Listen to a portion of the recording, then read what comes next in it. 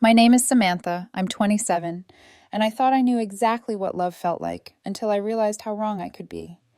I work as a graphic designer, mostly remote, with a flexible schedule that allows me to pour myself into projects and still have a life. On paper, everything seemed perfect. My boyfriend, Christopher, is charming, intelligent, and successful. We've been together for 3 years. He has a past, a brief history with someone named Clara, but I never thought it mattered. We met at a friend's dinner party, one of those chaotic nights where no one knew each other except me. Christopher smiled across the table and something clicked.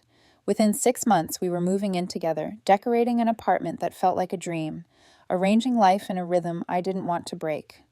On the outside, we were happy. On the inside, I never questioned trust. Until recently. The first hint came about 2 months ago, a small fissure I almost ignored.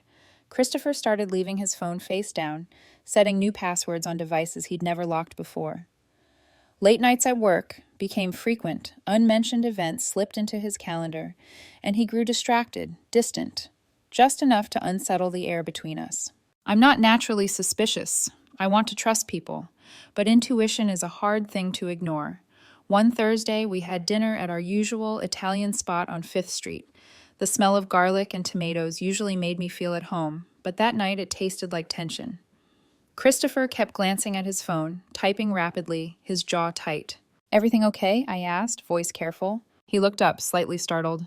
"Yeah, just work stuff." "You've been distracted," I pressed gently, "and on your phone constantly. Something's changed." His expression hardened. "Are you seriously doing this right now? In public?" "I'm just asking," I said. "I've noticed changes. I'm concerned. That's all." "You're imagining things. I'd never cheat on you," he said. The words were soft, but heavy, delivered with that wounded tone that made me feel like I was overreacting, that the problem was me. I apologized, silently kicking myself for even noticing. Dinner ended in uncomfortable quiet, his fork moving mechanically through pasta, our conversation reduced to polite murmurs. I paid the bill, we left separately, and I lay awake that night, staring at the ceiling, turning over every interaction, every slight shift in his manner. My gut didn't quiet, it only grew louder. Saturday morning, he told me he was meeting a friend. Clara, he said, for a catch-up. Normal, he claimed. Brunch, a movie, shopping. He left around 10, wearing casual jeans and a sweater, and something familiar sparkled around his neck, a pendant I had given him for our second anniversary. That necklace, he wore it almost every day. That small detail, innocuous to anyone else, made me uneasy. I followed him. I'm not proud of it. I never imagined I'd become that person, tracking him in my car, heart hammering, hands tight on the steering wheel. He didn't go to Clara's neighborhood. He went downtown to a cafe I hadn't known he liked. I parked across the street, feeling absurd, questioning myself. Maybe I was overthinking. Maybe my suspicion would prove foolish. 20 minutes later, he emerged with a man. Tall, dark-haired, dressed sharply. They laughed easily, arms brushing naturally, gestures that belonged to someone intimate, familiar. The man placed his hand lightly on Christopher's lower back, guiding him toward a sleek black Audi. Christopher slid into the passenger seat, the gesture comfortable, effortless, as if they were completely alone in the world. My stomach lurched. I stayed there for 10 minutes, hands trembling. Part of me wanted to follow. Part of me wanted to pretend I hadn't seen anything. Instead, I remembered the shared cloud storage Christopher and I used for photos. Maybe there was evidence. I drove home, quietly opening our shared folders. And there it was, weeks of photos I hadn't noticed. Christopher and the man, laughing over drinks at restaurants, selfies in cars, snapshots in hotel bars. The timestamps told the story. 6 weeks of lies. 6 weeks of mornings, evenings, and moments Christopher had given to someone else while pretending to me that our world was whole. That night, he returned home, carrying shopping bags, still wearing the necklace.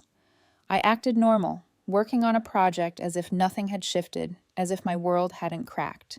He kissed me on the cheek, asked about my day, and I forced a smile. I couldn't sleep.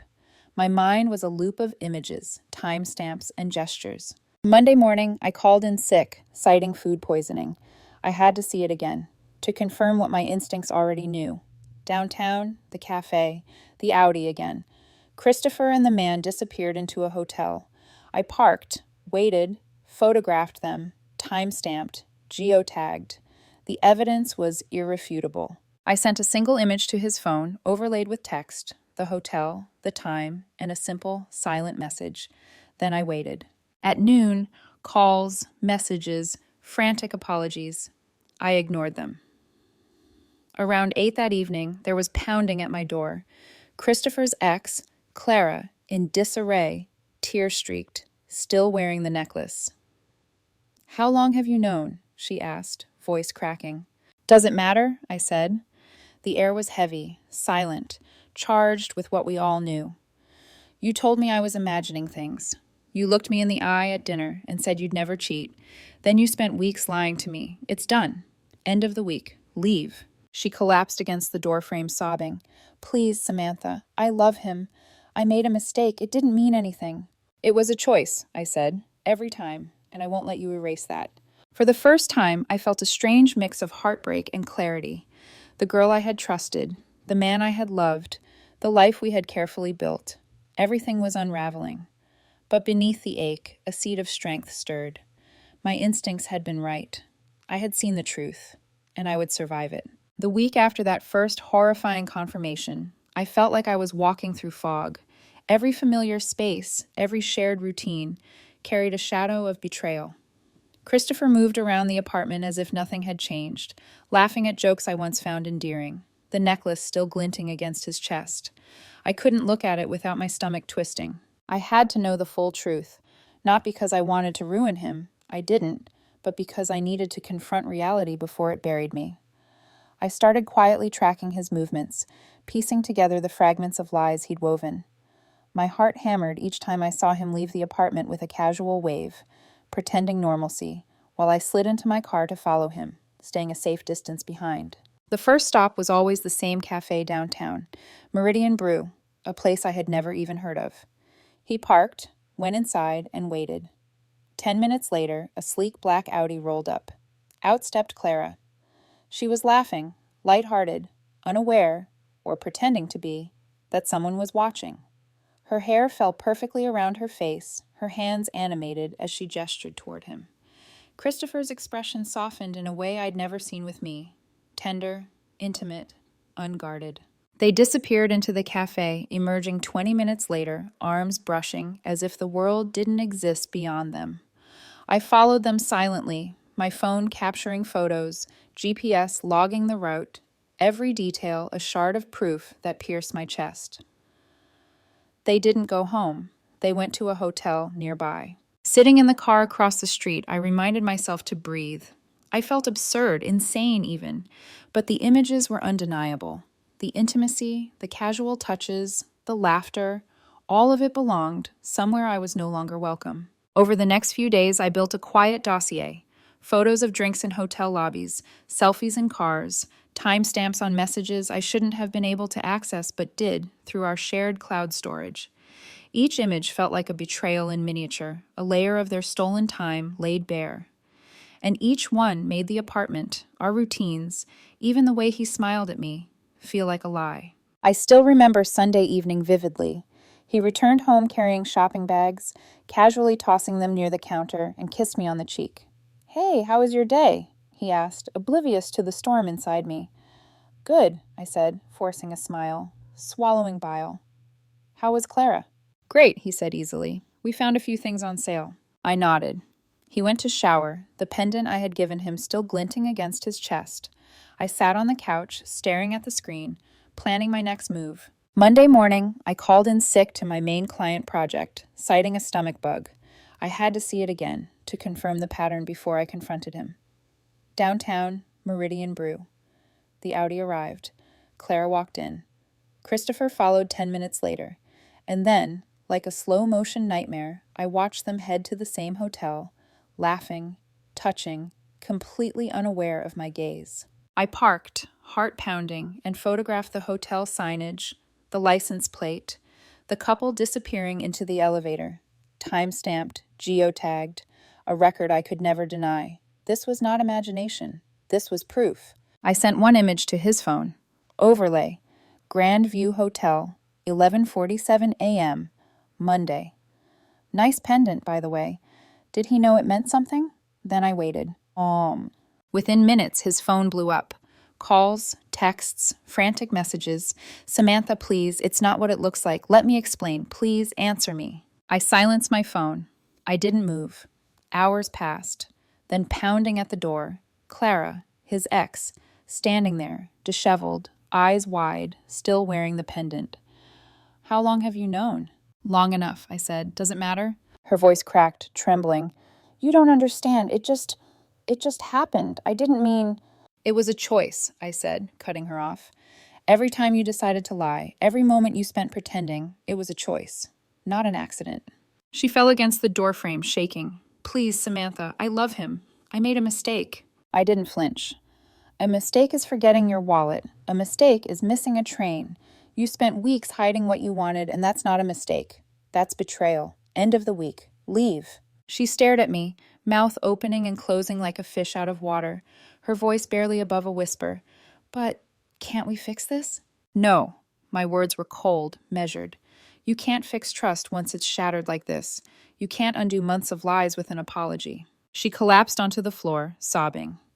I closed the door, my heart pounding, chest tight with a mix of grief and a strange, quiet relief. My instincts had been right. I had seen the truth. And now I could finally begin to untangle myself from the storm they had created. I sat on the couch, hands trembling, staring at my own reflection in the window. The city lights blurred into streaks of gold and silver. The apartment felt different, smaller, suffocating. And yet, beneath the devastation, a seed of resolve took root. I would survive this. I would reclaim my life. I would never let anyone make me doubt my instincts again. Even as the tears fell, even as my chest ached, I knew this. Betrayal had a face, and I had seen it. Tuesday evening, the apartment felt heavier than ever. The air carried a mix of lingering perfume, stale pizza from earlier, and my own rising panic. I knew Christopher would come home eventually. I didn't wait for him in anger. I waited in a quiet, focused determination. This wasn't about revenge. It was about closure, truth, and reclaiming myself. The message I had sent hours earlier, a single image of the hotel, time-stamped and annotated, had worked. Within minutes, his phone blew up with frantic calls and texts, each more desperate than the last. Samantha, please, I can explain. It's not what you think. I love you. Let me fix this. I'll end it right now. I swear. I didn't respond. Instead, I prepared. My hands shook as I poured a glass of water, double-checked the photos, and felt the quiet anger simmer beneath the surface. The door handle rattled. My breath caught. It was him. Christopher stepped inside, smiling faintly, oblivious to the storm inside me. His hair was slightly tousled, his shirt wrinkled from a long day. That familiar charm I had once melted into now felt like a lie draped over a hollow frame. Samantha, his voice faltered. We need to talk. Not you, I said, my voice sharp, controlled. Clara already tried to explain herself. You need to understand one thing before we even speak. It's over. End of the week. Take your stuff. Leave. His face froze. Samantha, please, I love you. I can fix this. We can... Fix? I interrupted, stepping closer, the photos still in my hand. Fix what? You spent weeks with her while wearing that pendant, the one I gave you, every day. You smiled at me, kissed me, told me I was imagining things, and all the while you were choosing someone else. That isn't a mistake. That isn't an accident. That's a choice, and I won't let you erase it with excuses. His eyes flickered, panic rising. It just happened. I didn't mean for it to... Don't. My voice dropped to a dangerous calm. I won't listen to it. 2 months, Christopher. 2 months of lies, little deceptions, and pretending nothing was wrong. And now you want to talk like it's a misunderstanding? No, you made a choice. You made it every single day. He sank into a chair, shoulders slumping, as if the weight of his own guilt finally pressed down. Samantha, I love you. I don't know why I did it. I exhaled, the tension coiling and uncoiling inside me. You know exactly why. You wanted something you weren't willing to tell me about. You wanted Clara. You wanted the thrill of hiding it. And for what? A momentary comfort while I built a life with you? I didn't plan it, he whispered. I just... Stop! I held up the photos, letting them catch the dim light of the kitchen. This is your truth, Christopher. Look at it. Every laugh, every touch, every hotel, every lie. You can't take it back. You can't unmake the weeks you spent pretending. He stared, jaw tight, eyes haunted. The reality hit him fully. The room was silent, except for the faint hum of the refrigerator. My chest heaved, my own anger and heartbreak twisting into a cold, precise resolve. I don't want to hear apologies, I said, stepping back. I don't want promises. I want boundaries. I want the truth acknowledged, and I want it ended here. By the end of the week, your things are gone, and you're out of my life, forever. Do you understand? He nodded slowly, voice barely audible. I understand. I didn't wait for tears. Not from him, not from me. I had cried in silence, in my car, in the apartment when no one was there. Now there was no drama, no pleading, just clarity. He left the next day to pack, and I stayed behind, going through the apartment with methodical precision. Every reminder of him, photos, gifts, the pendant, was tucked away, boxed, removed from sight. I breathed differently, lighter, though my chest still ached from the heartbreak. Friends reached out, offering comfort, sanity. Tyler let me stay at his apartment when I couldn't sleep, his quiet presence grounding me. Olivia, a friend of both Christopher and me, came by cautiously, trying not to upset fragile ground. I didn't know, she said softly. I wish I had told you sooner.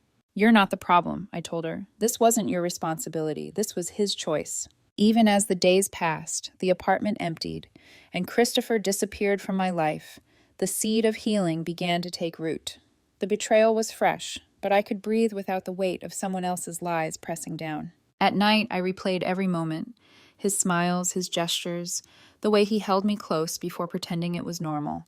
And I realized something crucial. My gut had been right all along. I hadn't imagined anything.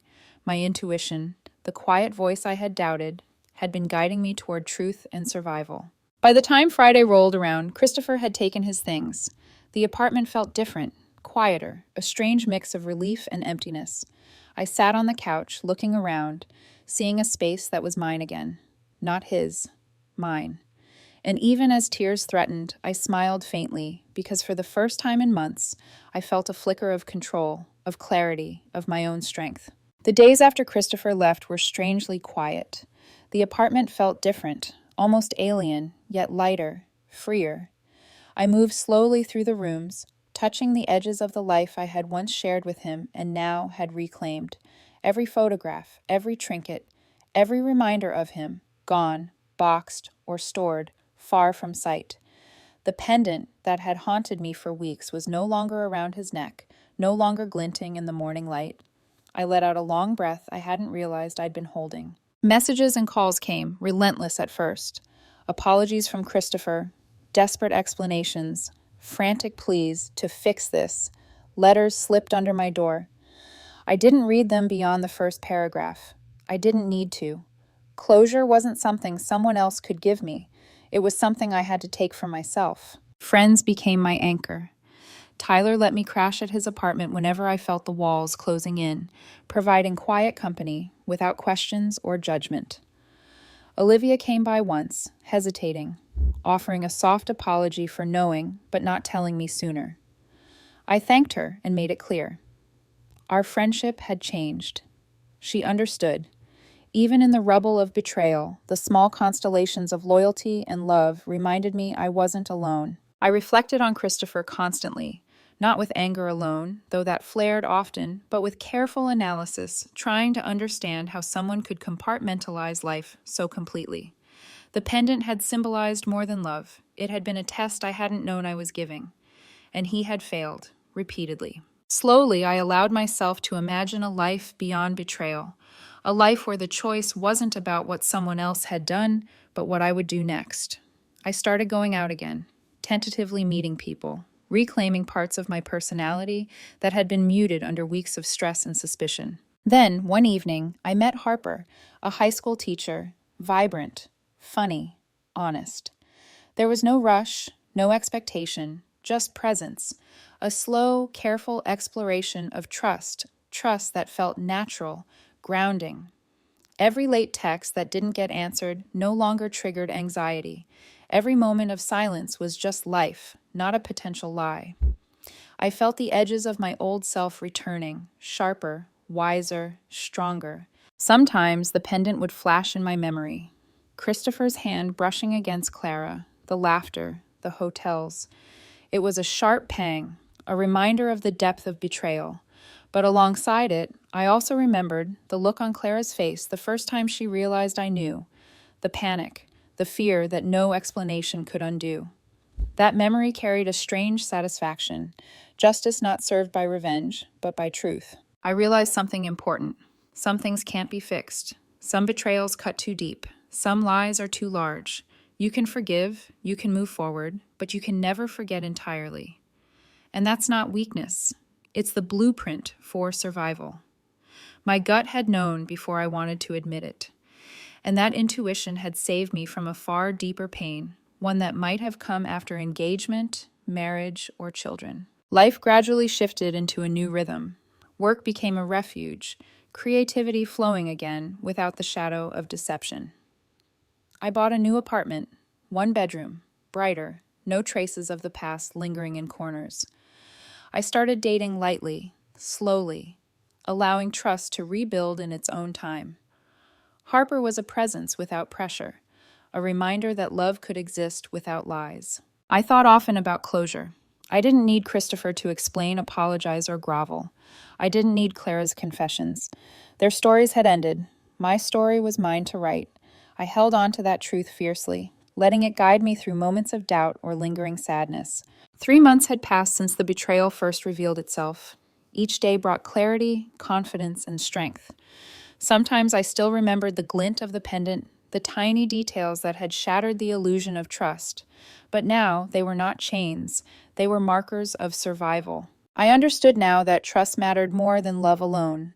Love could be complicated, messy, and imperfect, but without honesty, without respect, it was nothing but a fragile illusion, and I refused to live in illusions again. I think about Christopher sometimes, briefly, in the corner of my mind. I don't hate him. I don't even resent him anymore.